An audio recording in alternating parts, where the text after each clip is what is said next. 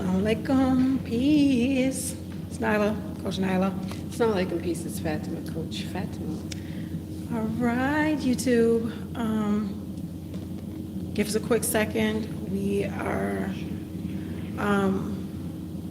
going live in a second. Make sure you guys are sharing, because sharing is caring.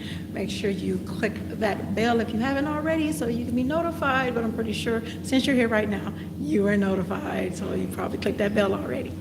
But make sure you share, like, subscribe, all that other good stuff, and let us know where you are viewing us from. We love hearing that. Love you guys letting us know where you are watching us from and all that other great stuff.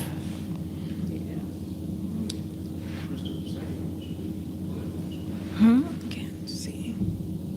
Where are we? So,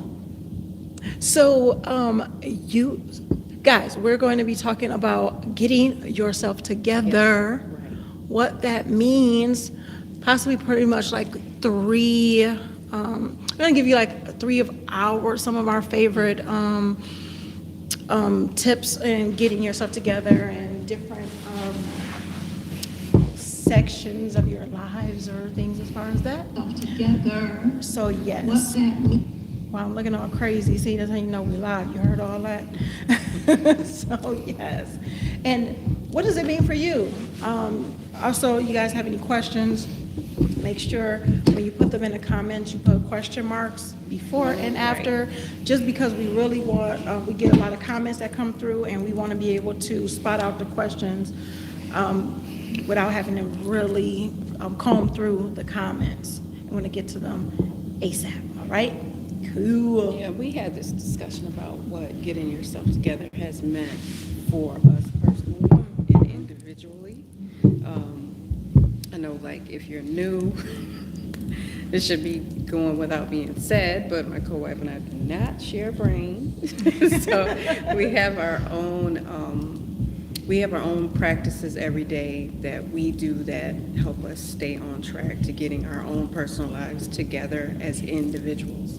So we talk about that, and we're going to talk about it in this live with you all. Yep, once again, if you have questions, put question marks before the questions so we can identify them very easily. And yes, let us know where you're from and just how's your day going. Yes.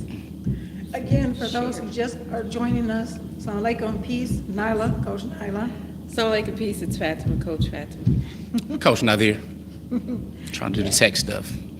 Techie. So, yes, founders of Outstanding Personal Relationships and all that other great stuff. So, yes, what does that mean, getting yourself together? You know, I mean, pretty much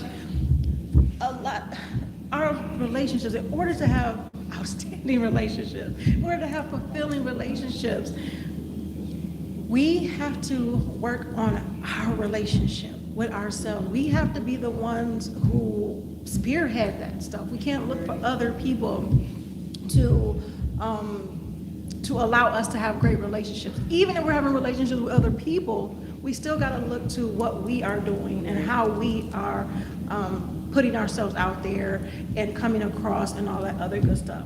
I said it in a number of trainings before, a number of lives, because it really stuck out to me. Actress Viola Davis made a great discovery where she said, you know, before she even knew who she was going to get married to, she was like, look, I want to put myself through therapy. I know I went through some stuff through my life. I know I had some issues and things like that, and I'm not going to put that on someone who I want to spend the rest of my life with, someone who I love and, you know, want to grow with and everything like that. I'm not going to have this person fix me. I got to do it myself. That stuck with me so much that I talk about it a lot, and I use that even when it comes to my life, because a lot of times, and I've done it too, I've been victim of it in my own volition, but putting it out there and saying, okay, well, they know how I feel, or they know that this is how I am, or this, you know, those type of things.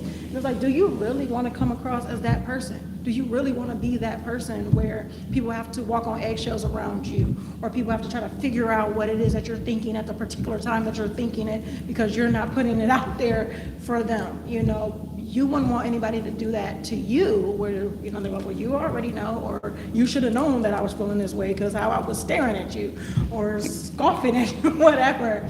So it's like, what does that mean? My thing is, one of my favorite things of getting myself together is commitment. Commitment is one of my top things because commitment, it puts out that you, for one, yeah, you're committed. Yes, I'm using the same word, that you're committed, that you are in there for, you know, the long term, that you are going to do it regardless. You're going to go through whatever you need to go through to make it happen. And it deals with consistency, being consistent. So when we don't have the things that we want to have in life, or we don't have the relationships that we want, or we don't have the body that we want, or anything like that, or we don't have a lot of the other things that we want in life, a lot of it comes from our own choices and for not being committed to the process that it takes to get those things. It's going to be ups and downs. And there are going to be challenges. A lot of times those challenges are there to help us grow, to help us learn a lesson and things like that. And when we just throw our hands up at the first sight of something getting hard, then we wonder why we're always starting over or why we never learned this lesson. Maybe the reason why our heads keep getting bumped a lot throughout our lives and throughout our journeys is because we didn't learn from the lesson. We didn't learn the lesson at first. So the lesson has to keep repeating itself until we learn from it. So that's why I love the theme of being committed and commitment, because regardless of the ups and downs and highs and lows and things like that, and whether you feel like it or not, you're still going to find your way to work through it, because the only time success comes before work is in the dictionary. So in order to get it done, you want to be committed to your success. Indeed, 100%. So what do you think is one thing, one action, one thing a person can really focus on to really help improve themselves or their relationships this 2021? I think it's I gotta hear you. Speak up a little bit. well, for me, it's being sincere about, you know, my intentions. Am I sincerely wanting things to work? You can sincerely want things to work or sincerely not want them to work. Mm-hmm. But to have authentic sincerity and that you want your marriage to work, no matter how much of a butthole someone might be or act, is sometimes it's temporary. So sometimes we'll go, they're not nice to me all the time, I'm out. You know, or they did this, they need to fix this. But we have to fix what we can within our own power. That's one thing you will learn if you're observant enough within marriage or any relationship. If something's going wrong, you fix what you can. You can't make somebody, you know, you say, well, my husband decided to become, you know, a man that practices polygyny, he better fix it. He can fix what he can within his power, you know, but you have to be sincere in that if you're going to stay, honor, like my co-wife was saying, your commitment, that's an action. You know, honoring something is an action, and it's an actionable step to honor and keep doing that. However, you have to be intentional and be authentic about fixing things on your end and seeing it through, you know, just seeing things through to the, you know, and enduring it in a way that's successful. You can have endurance in something that is horrible, you know, or something that's successful. So you got to decide, what are the pros and cons? And I'm being sincere and saying I want to fix things, or am I trying to get brownie points for somebody else or to impress someone else? You know, I don't like being a hypocrite. So I don't like saying, well, I'm going to fix it and then do everything not to fix it. I've done that, and then I called it out. You got to be able to call yourself out on your own crap and say, you know what, I'm being that way. I got to be better. Mm-hmm. And then reevaluate and say, okay, I'm going to be honest with myself and sincere. We don't want anybody that's not going to be sincere with us. So why are we being insincere with ourselves? Mm-hmm. So that's a big, huge one that I had to learn in my life, and just in marriage And especially in marriage and polygyny, where there's another layer, another side, another experience of someone else, whether we want to admit it or not. So there's someone else, or maybe two other people that are having their own individual experience in marriage and polygyny. So to just practice sincerity and be honest about it. Indeed, 100%. So what I would suggest for the men especially is leadership. All right, leadership, everything, to increase your level of leadership. It's not going to be necessarily the most pretty, the most accepted, any of that kind of stuff. But ultimately you have to do what's best, and what's best for you, starting with yourself and your skills, to increase your leadership skills, because that handles your fiscal stuff. You got to learn how to get money. All right, if you don't know, like for right now, and this is going to be for the record books, no doubt, because Bitcoin right now is only 61,000, an all-time high.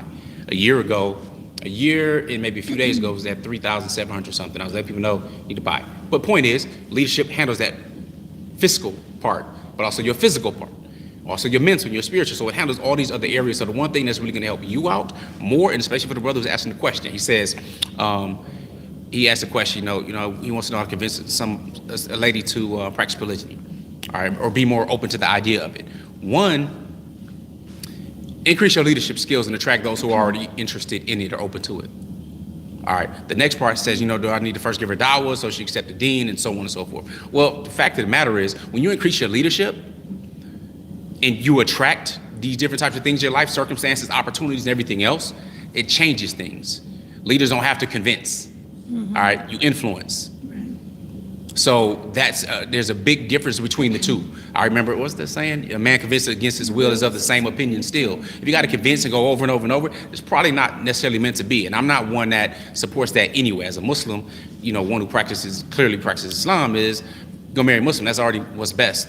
And our sisters are already lacking with their ability for someone, especially when polygyny doesn't get its fair airplay. I've been married to Coach Fatimah now almost 26 years, and Coach Nyla 11 years. So there's ups and downs and many different dynamics. So when she's talking about commitment, when she's talking about sincerity, these things will really change your life into a whole nother level.